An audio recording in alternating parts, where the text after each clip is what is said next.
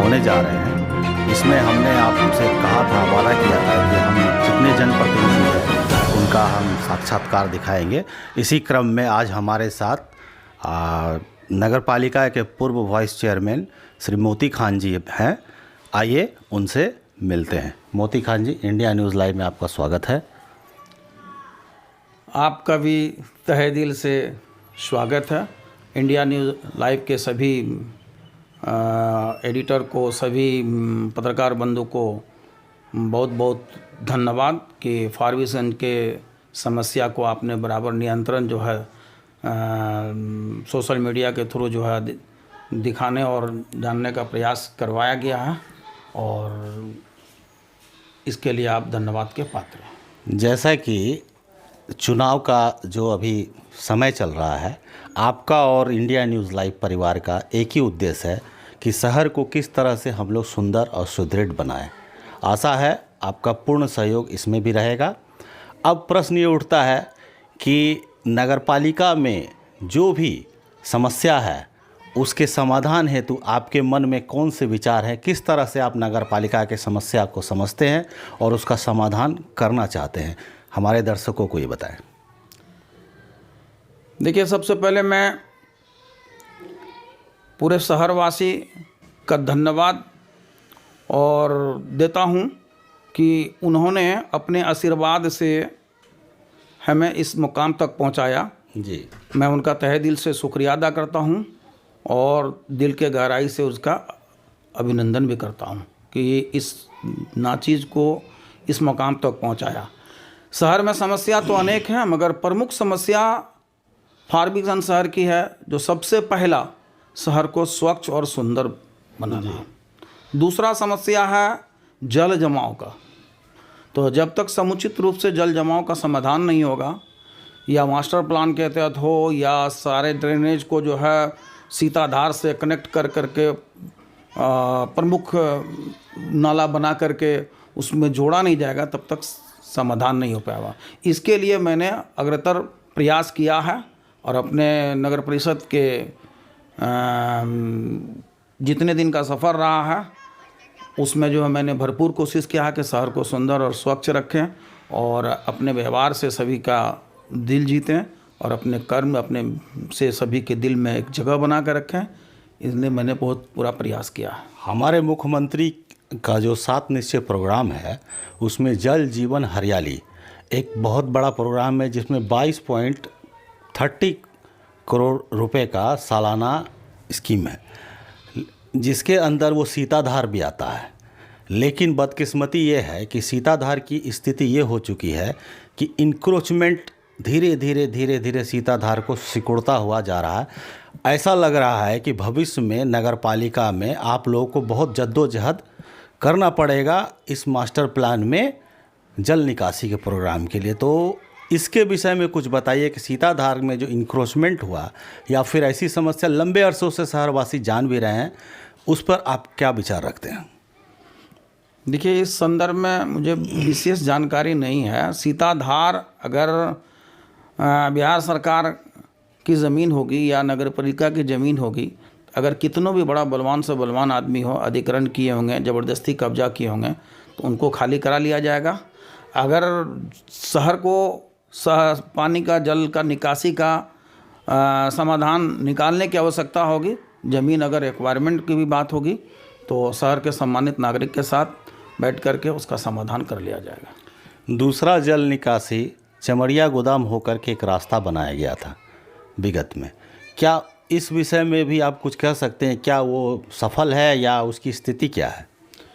ये तो हमको लगता है कि आज के स्थिति में सफल नहीं है, क्योंकि आगे उसका जल का निकासी का कोई मार्ग ही नहीं है जी।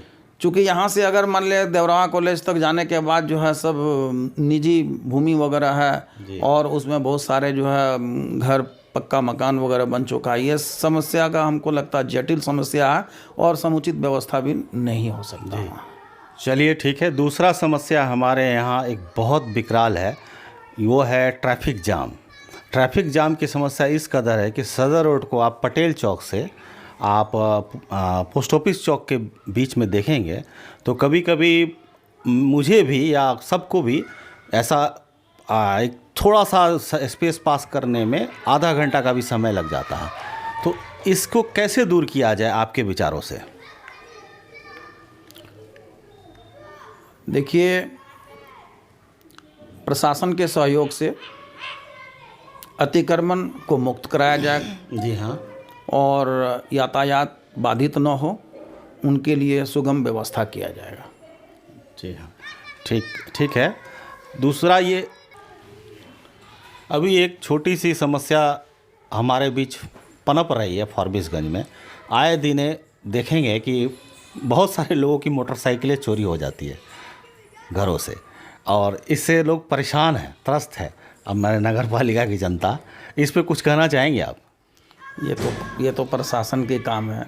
नगर पालिका स्तर से जो है शहर में जो है बहुत सारे चौक चौराहे पर सीसीटीवी, इसीलिए मैंने ये क्वेश्चन किया कि प्रशासन का काम है, नगर पालिका स्तर से सीसीटीवी कैमरा लगाया गया, तो ये जो प्रशासन का काम है तो प्रशासन को कुछ बताएं।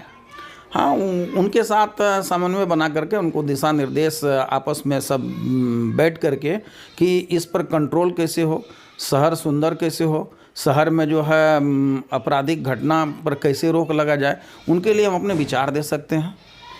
ठीक है। हर जल घर नल, ये एक योजना चल रही थी मुख्यमंत्री की, क्या हमारे नगर पालिका में ये सुचारू रूप से चल रहा है? अभी तक तो पूर्ण सुचारू रूप से नहीं है। कारण क्या है इसका? बहुत सारे जगह काम अधूरा है, बहुत सारे जगह काम हुआ है, अभी कुछ दिन के लिए चालू हुआ फिर बंद है। समुचित रूप से अभी काम पूरा नहीं हुआ, इसलिए हमको लगता है कि शायद इसी कारण से समुचित व्यवस्था नहीं हो पा रही है। चलिए ठीक है। अच्छा, जीतने के बाद आपका पहला प्रायोरिटी, प्रथम काम क्या होगा आपके अनुसार? देखिए, जनता का आशीर्वाद से अगर चुनाव जीत के गए, चूँकि मैंने 20 साल के नगर परिषद के सफ़र में, 26 साल के राजनीति सफ़र में, मैंने हमेशा जो है हर वर्ग के दिल में एक जगह बनाने का प्रयास किया है, और उन्हीं के आशीर्वाद से मैंने 20 साल का नगर परिषद का एक सफ़र तय किया है। अगर उनका आशीर्वाद, उनका प्यार उनके दिल में बनाने में हम जगह बनाने में कामयाब हुए, चुनाव जीत के गए, तो सबसे पहले मेरा काम होगा शहर को स्वच्छ रखना, सुंदर बनाना। दूसरा मेरा सबसे पहला काम होगा जल निकासी का समुचित व्यवस्था कराना। नगर पालिका में पारदर्शिता है, इसके लिए आपके क्या उपाय हैं आपके पास? पारदर्शिता होनी चाहिए। जी हाँ। और जो भी नगर पालिका में प्लान हो, एक आम जन तक उनको जानकारी होना चाहिए।